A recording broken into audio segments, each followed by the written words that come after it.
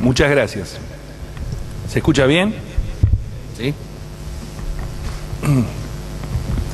Bueno, es un honor para mí estar acá en esta facultad de la que, como acaba de decir la colega, fui profesor hace ya muchos años.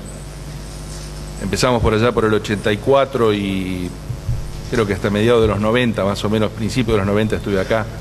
Fue un verdadero placer y fue uno de los, como comentaba hace un ratito con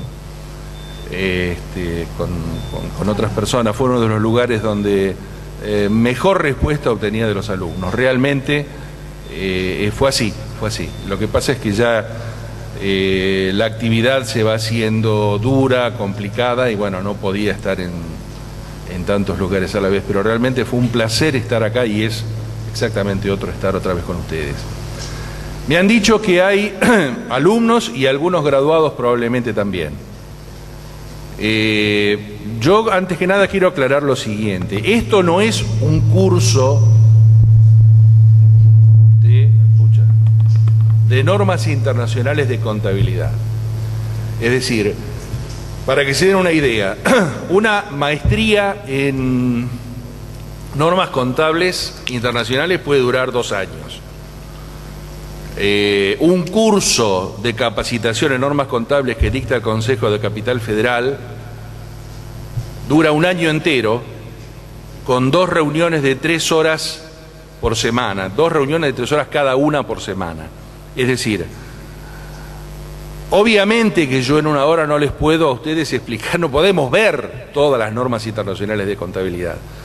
Ahora, ¿cuál es el interés en esto? Es que avanzamos irremediablemente a la aplicación de normas internacionales de contabilidad de aquí a 5 o 6 años, como uso generalizado, quiero decir.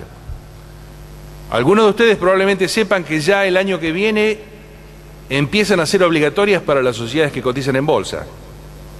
A partir de 2012, al 31 de marzo del 2012 ya tienen que empezar a presentarse los estados contables emitidos de acuerdo con normas internacionales de contabilidad para las que cotizan en bolsa, empresas que cotizan en bolsa. Esto significa que los estados contables que han estado cerrando durante este año, emitidos de acuerdo con normas contables locales, nuestras, tienen que ser convertidos a normas internacionales, los que ya han sido cerrados, a fines comparativos, porque si no estaríamos comparando dos cosas totalmente incompatibles. El cierre 31 de marzo del 2012 contra el cierre 31 de marzo de 2011, el primero elaborado, el de 2012, elaborado de acuerdo con normas internacionales, y el anterior, 2011, elaborado de acuerdo con normas locales.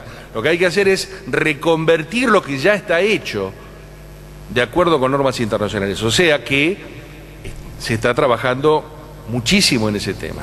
Las empresas que hoy cotizan en bolsa están trabajando en eso, no hay otro remedio. Primero que nada quisiera hacerles un poquito de historia. Los alumnos que están acá deben casi todos recordar lo que yo voy a comentar, en la medida que hayan hecho materias como lo que llamábamos en mi época técnicas de evaluación. No sé hoy qué nombre tiene esa materia, pero se sigue llamando así. Bueno, lamentablemente van a ver ustedes que la palabra evaluación en las normas, tanto en las normas internacionales como en las normas nuestras que se están elaborando en este momento, no existe más. Ahora se habla de medición.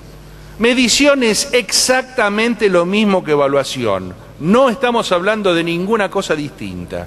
Pero como el término medición es el que oficialmente se traduce de las normas internacionales de contabilidad, se está aplicando esa misma terminología a las normas contables actuales. Si ustedes leen cómo han quedado ahora la RT 17 después de las modificaciones de la RT 30, es una cosa relativamente reciente, la palabra evaluación desaparece, pero no tiene no se preocupen, no es que haya que aprender una nueva contabilidad, la contabilidad es la misma, cambió la terminología. Habría que preguntarse si hacía falta llegar al extremo de cambiar la terminología. Me parece que realmente no lo hacía.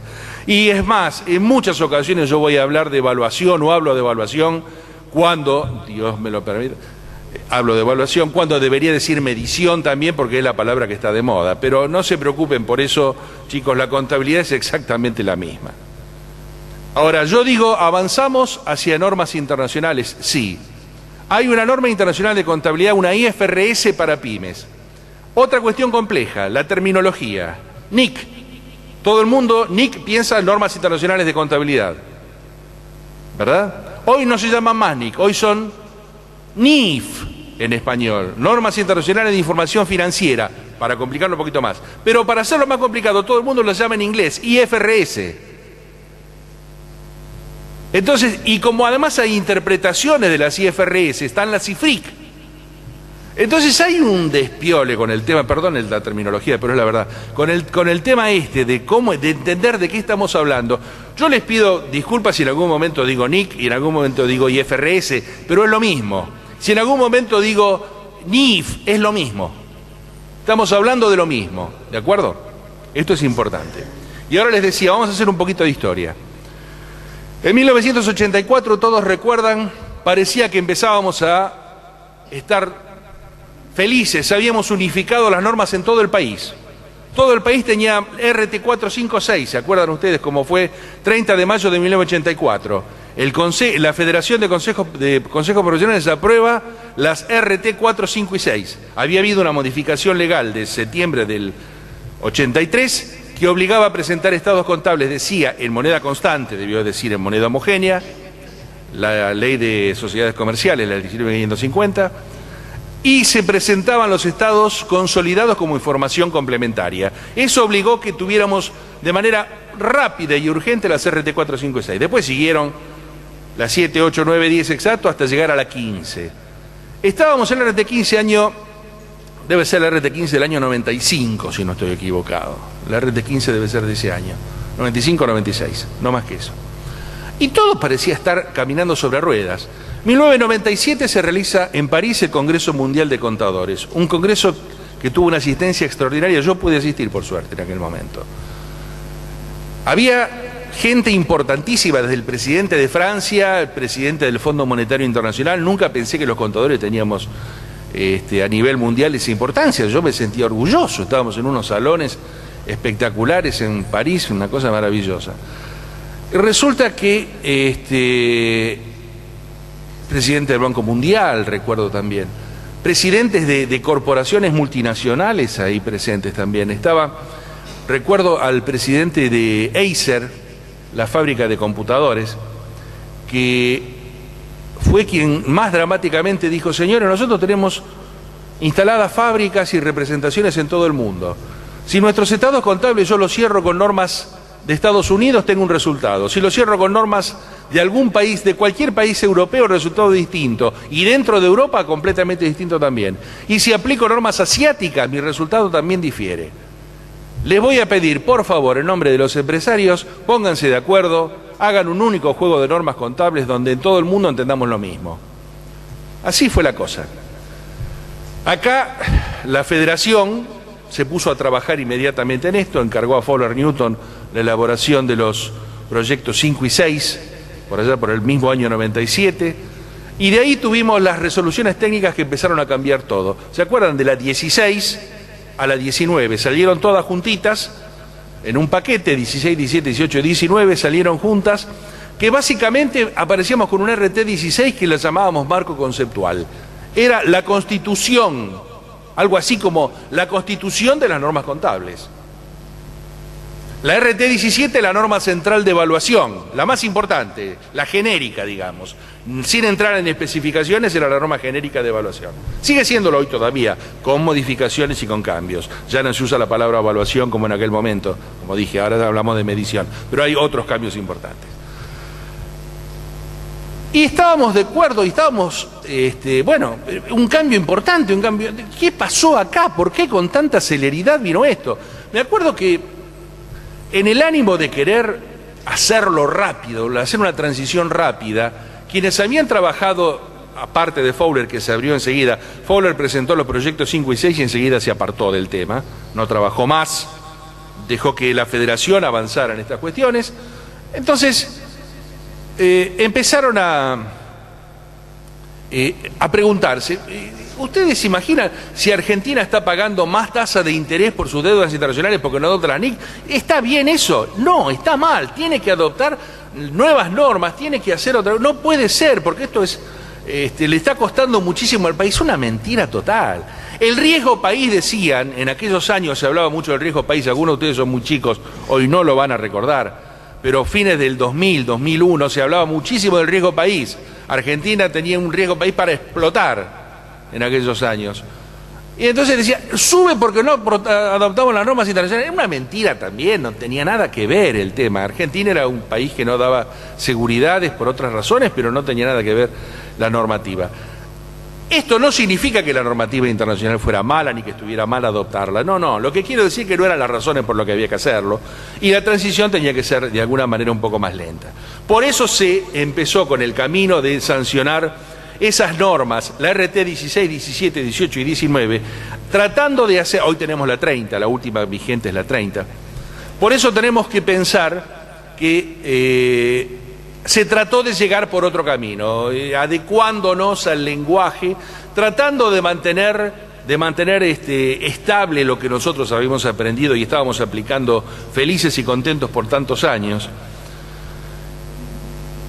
hasta que ahora llega el momento en que la mayoría del mundo está adoptando normas internacionales de contabilidad y Argentina no va a tener más remedio que dejar de tener su normativa propia y adoptar la que todo el mundo está adoptando. Hay casos que concretamente yo veo, yo estoy viviendo. Empresas que son dependientes de empresas europeas, por ejemplo, que están radicadas acá en el país, y están elaborando, bueno, cuando tienen que mandar para la consolidación, tienen que mandar convertido a normas, hay que hacer la conversión, entonces genera complicaciones. Y además la comparabilidad, sobre todo, como vamos a ver después, es una de las cuestiones que más se daña cuando nosotros no adoptamos las mismas normas que el resto del mundo. Las normas internacionales fueron durante una época normas malas, hoy no. Fueron en su momento, cuando empezaron, no eran normas de gran calidad, hoy sí lo son. Hoy sí lo son. Así que vamos a ver un poquitito. Como yo no les puedo hablar a ustedes de todas las normas, porque había 41 NICs, hay 15 IFRS, hay 20 y pico de IFRICS, es decir, sería imposible que lo viéramos. Me pareció que el marco conceptual, que es la constitución de las normas internacionales de contabilidad, podía ser una buena herramienta para tener, porque nos da una pauta y nos da un vistazo de cómo son o cuál es el sentir de las normas internacionales de contabilidad. De cualquier modo, como vamos a ver también, hay normas internacionales que se oponen a la reglamentación general que determina el marco conceptual. Y como el mismo marco conceptual dice, en ese caso priva lo que dice la norma específica por sobre el marco conceptual. Esto nunca lo terminé de entender. La RT 16 dice lo mismo, exactamente lo mismo, porque lo copió de acá, no es otra cosa. Ese párrafo fue copiado de acá, extraído de acá, del marco conceptual internacional, que es este que estamos viendo. Pero bueno, así están las cosas, así dicen las cosas, vamos a hacer algunos comentarios. La norma internacional para pymes es la que van a aplicar, señores, el 99,9% de las empresas. No solo acá, en todo el mundo.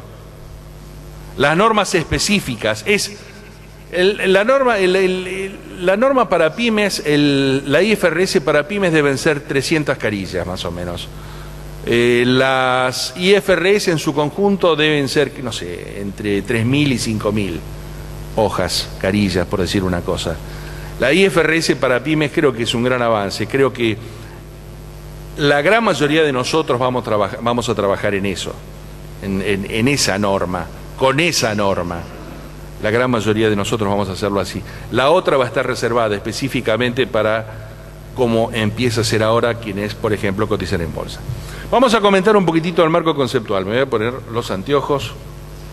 Cuando empecé a dar clase acá no usaba anteojos, y que creo que cuando me fui todavía tampoco los usaba. Son para leer por ahora. Este es el contenido del marco conceptual, nada más que una enumeración del contenido del marco. El Consejo del IASC, decimos acá, el IASBI, cree que los estados preparados con tal propósito cubren las necesidades comunes de la mayoría de los usuarios. ¿Qué es el YASC y qué es el YASBI? El YASC es algo así como el que aporta los fondos para el YASBI, y el YASBI es el organismo que emite ahora las IFRS. Es el encargado de emitir las IFRS. Ese es el YASBI hoy en día. International Accounting Standards Board.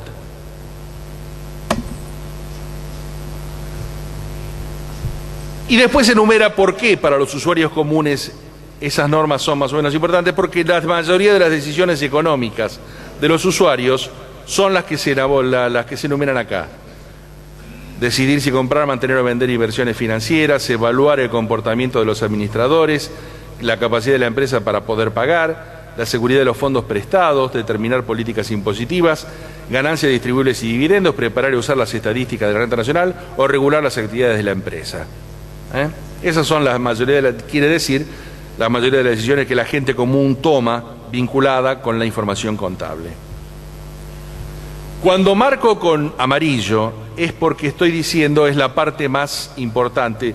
Muchas veces hay texto que es, lo agregué por si a alguno le interesa este material que da acá, así que si a alguno le interesa, o lo pueden bajar por internet, si a alguno le interesa leerlo, de alguna manera sirve como resumen. Primero, este marco conceptual, como acabo de decir hace un rato, no es una norma internacional de contabilidad.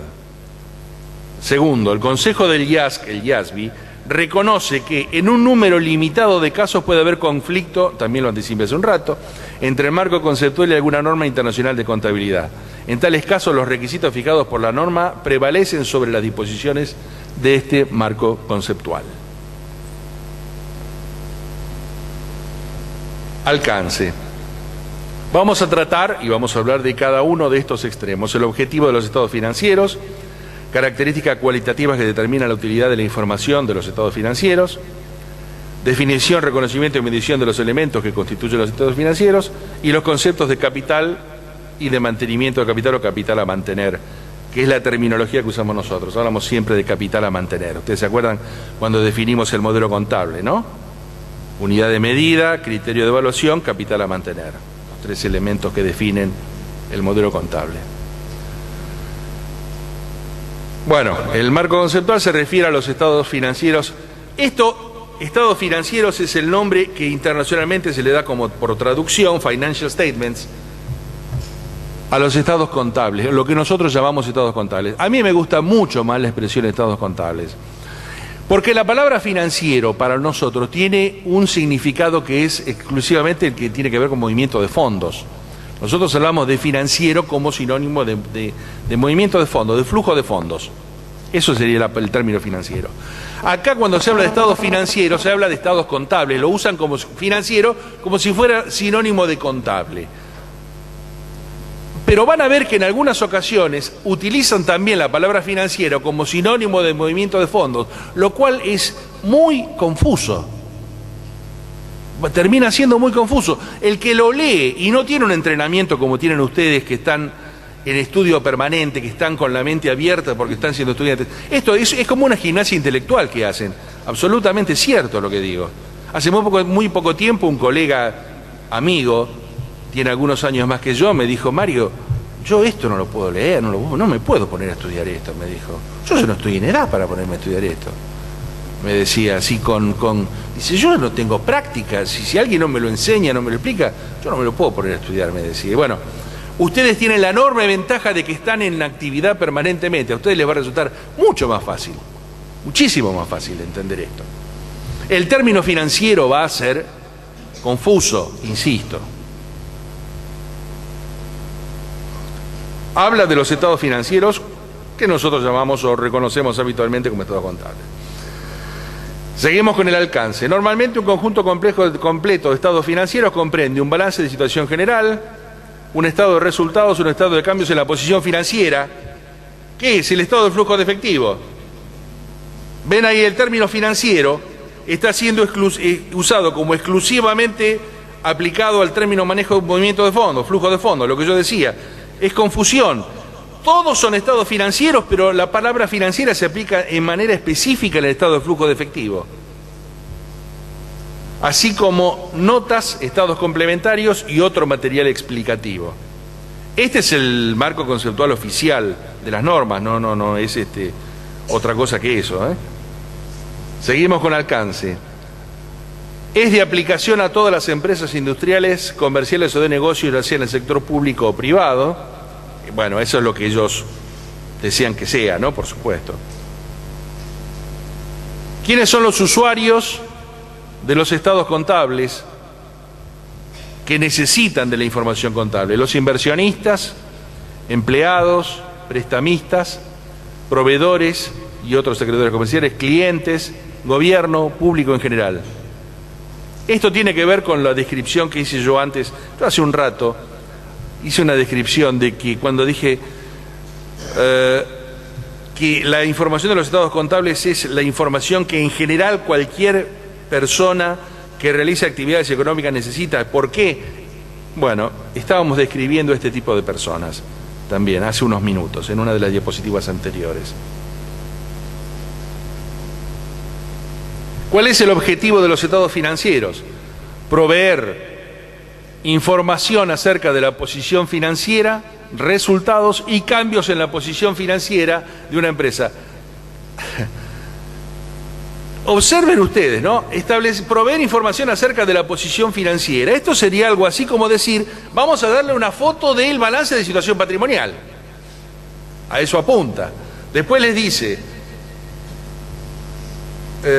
resultados y cambios en la posición financiera. Ahora vuelve a hablar de la posición financiera, pero sabemos que, nosotros sabemos perfectamente bien que el estado de flujo de fondos, que también es el estado que se va a recomendar acá en este marco conceptual, es una herramienta que se maneja con el flujo de efectivo y nada más.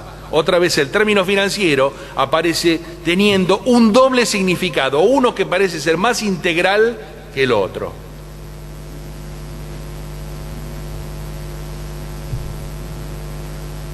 Bueno, respecto de la situación financiera, desempeño y cambios, la información de la situación financiera es suministrada fundamentalmente por el balance general, lo que acabo de decir hace 30 segundos.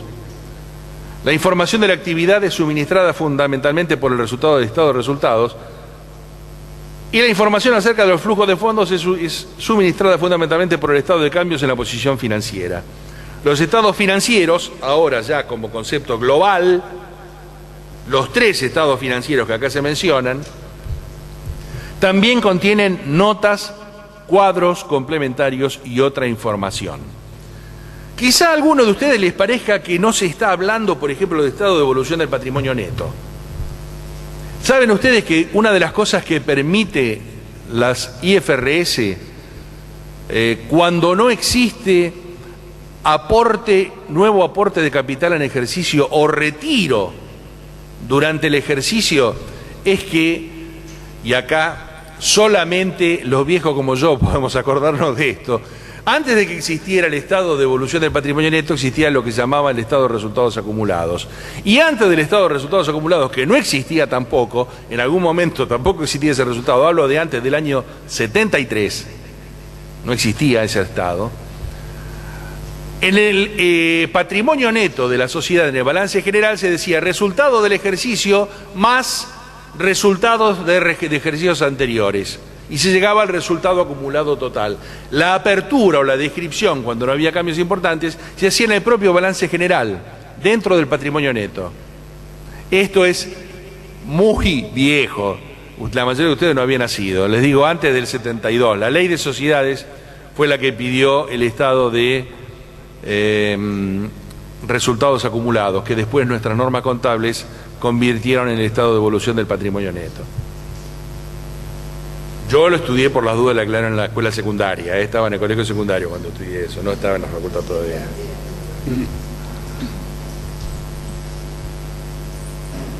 Bueno, hipótesis fundamentales.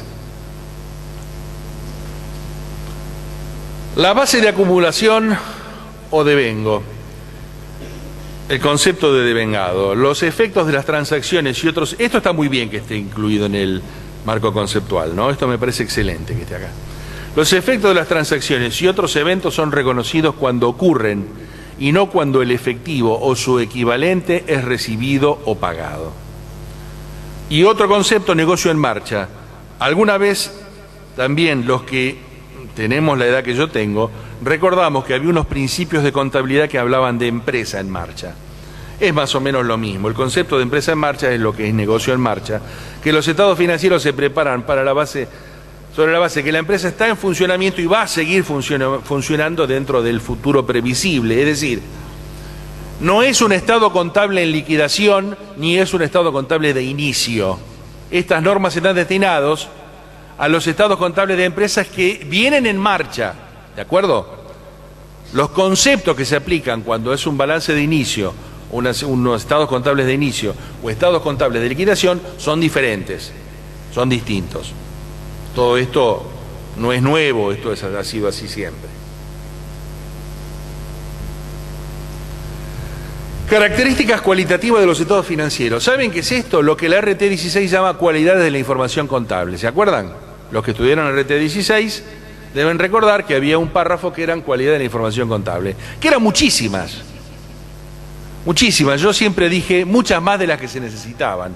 Pese a que se redujeron de las que eran en un principio, terminaron siendo todavía muchas. Y acá hay muchas. Van a ver que hay cosas redundantes.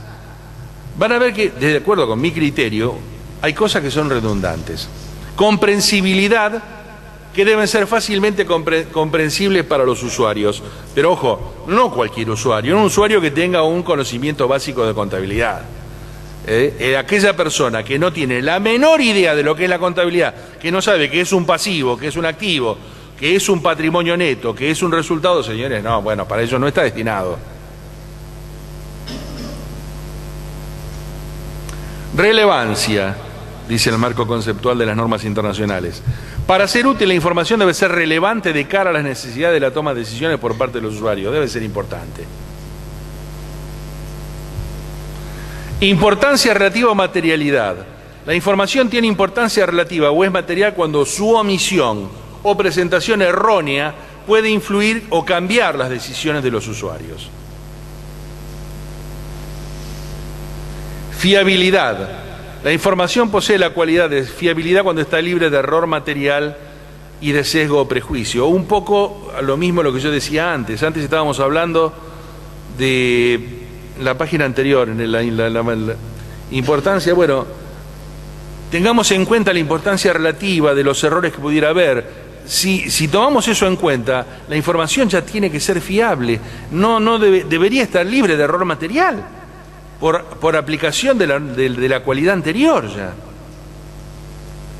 Representación fiel. Para ser confiable, la información debe representar fielmente las transacciones y demás sucesos que pretenda representar. Señores, si es fiable, hemos tomado en cuenta la importancia relativa a materialidad, ¿cómo no va a ser la representación fiel? Es decir, insisto, creo que todavía, esto no es nuestro, esto es internacional, ¿cómo que todavía seguimos discutiendo o seguimos agregando conceptos? Yo creo que estamos hablando de manera un poco redundante de lo mismo. Hasta las palabras que se usan son las mismas. Esencia sobre la forma, muy importante. Es necesario que se contabilice de acuerdo con la esencia y la realidad económica. Esto también, nuestra cualidad se llama esencialidad, ustedes lo deben recordar. Esencia, esto está en la RT 16. Con el concepto, con el nombre de esencialidad. No estoy diciendo o trayendo nada nuevo. Insisto, creo que los que han hecho o los que están haciendo técnicas de evaluación, eso lo han visto y lo conocen. El que está haciendo la primera materia de contabilidad probablemente no. Pero los demás sí, ya saben de qué se trata. Neutralidad, otra cualidad de la información contable. Debe ser neutral, libre de todo sesgo o prejuicio. También podríamos pensar si no es redundante, porque ya dijimos que tenía que ser fiable, que tenía que ser segura, etcétera, etcétera, etcétera. Libre de prejuicio y lógico. Prudencia. El viejo concepto de prudencia, esto también está en las normas nuestras. Que los activos o los ingresos no se sobrevaloren, las obligaciones o los gastos no se infravaloren. Nosotros, cuando yo era estudiante, decíamos, y hablábamos de prudencia y hablábamos de los principios de contabilidad, decíamos entre dos valores para un activo el menor y entre dos valores para un pasivo el mayor. Más o menos una síntesis de eso era lo que nosotros reconocíamos como norma de prudencia. Integridad. Bueno, para ser fiable la información debe ser completa dentro de los límites de la importancia relativa y el costo.